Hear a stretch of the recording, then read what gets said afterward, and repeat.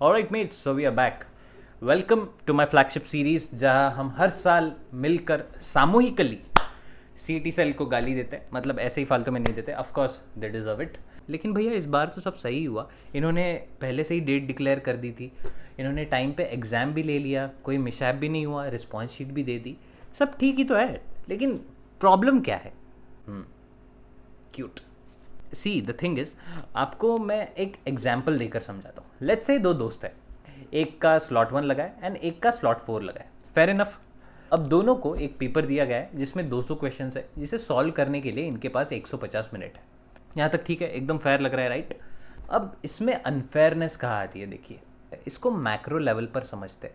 Slot 1 में इतने easy questions पूछे गए हैं कि अगर कोई एक बंदा जिसने ठीक से तैयारी की है, अगर वो चाहे तो वो सारे क्वेश्चंस अटेम्प्ट करके फिर से रीचेक करने वापस आ सकता है। Whereas on the other side, slot 4 इतना डिफिकल्ट एंड लेंदी है कि वो सेम बंदा पूरे क्वेश्चंस देख तक नहीं पाएगा।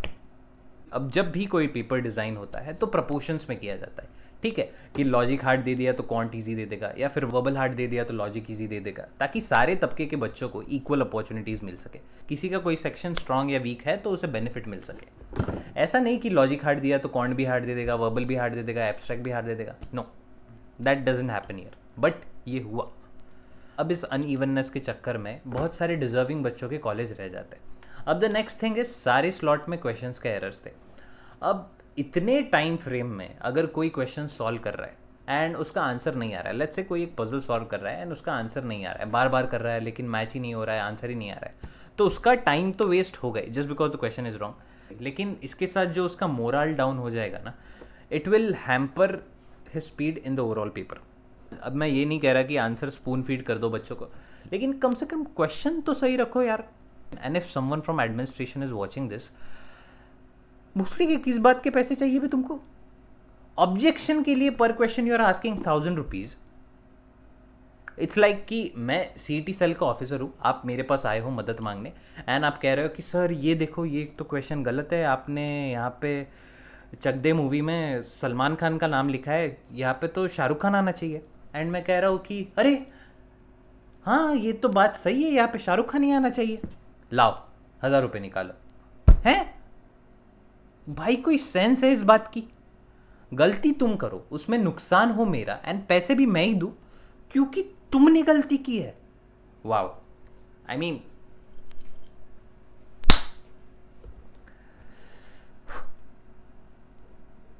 And I don't understand this money. भाई मैं दे तो रहा हूँ ना एग्जाम फॉर्म के पैसे, जिसकी यूटिलाइजेशन से आप एक एग्जाम कंडक्ट कर सकते हो, आप एग्जाम सेंटर अलॉट कर सकते हो, आप उसको इन्विजिलेटर के पेमेंट्स करने में यूटिलाइज कर सकते हो।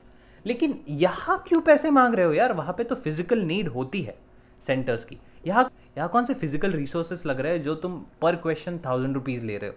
और पर क्वेश्चन ही क्यों, आप पर वर्ड ले लो, ज़्यादा कमाई होगी, ताकि जो बची कुची जनता है वो भी फिल्टर आउट हो जाए। ये साला अमीर लोग खूब चिकना चिकना सड़क बनाया अपने लिए, और आपके रास्ते में दे दिया एक तो बड़ा बड़ा गड्ढा। तो आपके पास आपका गड्ढा है, आई मीन आपकी रिस्पॉन्स शीट है, आपको ऑब्जेक्शन सबमिट करने के लिए टाइम मिला है, पर क्वेश्चंस 1000 रुपीज़ भरने हैं। भरने के बाद भी यू आर अनश्योर कि आपको मार्क्स मिलेंगे या नहीं मिलेंगे, या सबको मिलेंगे या सबके डिडक्ट हो जाएंगे, या वो क्वेश्चन ही डिस्क्वालीफाई हो जाएगा। Nobody knows anything.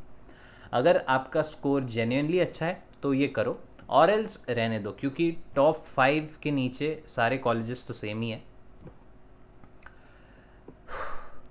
तो दोस्तों, द थिंग इज़, इस साल बहुत सारे दिल टूटने वाले हैं, बट क्या करें, the system is designed in such a way कि पहले कोचिंग क्लासेस वाले आपको जेबी का सपना दिखाकर आपकी मारते, आपको कोर्स बेचते हैं, और फिर उसके बाद एग्ज़ाम भी डुएबल लगता है। इंसान को लगता है कि यार इतना तो मैं स्कोर कर ही सकता हूँ, 120 130 प्लस तो मैं स्कोर कर ही सकता हूँ, डुएबल लगता है। बट रिज़ल्ट आने के बाद आपको अनफेयरनेस पता चलती है कि नॉर्मलाइजेशन कैसे वर्क करता है, एंड स्लॉट्स का डिफ़िकल्टी लेवल आपको किस तरह अफेक्ट करता है। कोचिंग का स्कैम एक बहुत ज़्यादा बड़ा और अलग टॉपिक है, उसके बारे में हम बाद में बात करेंगे। लेकिन फ़िलहाल के लिए आप डिसाइड करिए कि आपको ये ऑब्जेक्शन रेस करना है या नहीं करना है, और अगर कोई नोटिफिकेशन आता है तो I will keep you guys updated about it. और दोस्तों, डिसहार्टन नहीं होना है।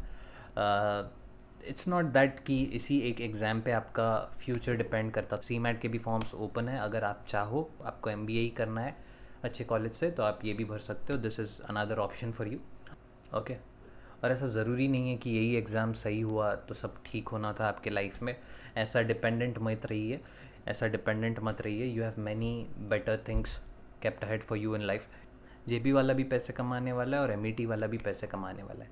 इट्स जस्ट दैट कि एक लालच होता है इंसान के मन में एक पीसफुल लाइफस्टाइल का, जो उसे लगता है कि पैसों से अचीव किया जा सकता है, इसीलिए वो ऐसी चीज़ों के पीछे भागता है जो उसे अच्छा पैसा कमा कर दे सके, एक फैमिली को प्रोवाइड कर सके या एक वेल सेटल्ड लाइफस्टाइल जी सके।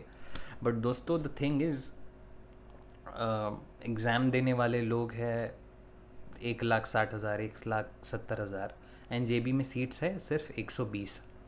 उसमें भी अलग अलग टाइप के बाइफर्केशंस आते हैं। ऐसा तो नहीं कि ये 120 लोगों को छोड़ के बाकी सारे लोगों की लाइफ वेस्ट है, वो लोग भी कुछ ना कुछ ढंग का कर ही लेंगे। मोस्ट ऑफ देम जो लोग JB IMS का भूत जिनके सर पे सवार है वो लोग बार बार रिपीट करते रहेंगे। बट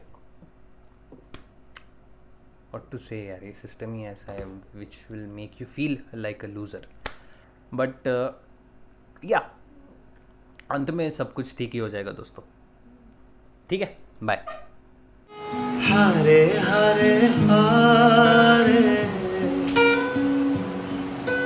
हम तो दिल से हारे, हारे हारे हारे हम तो दिल से हारे।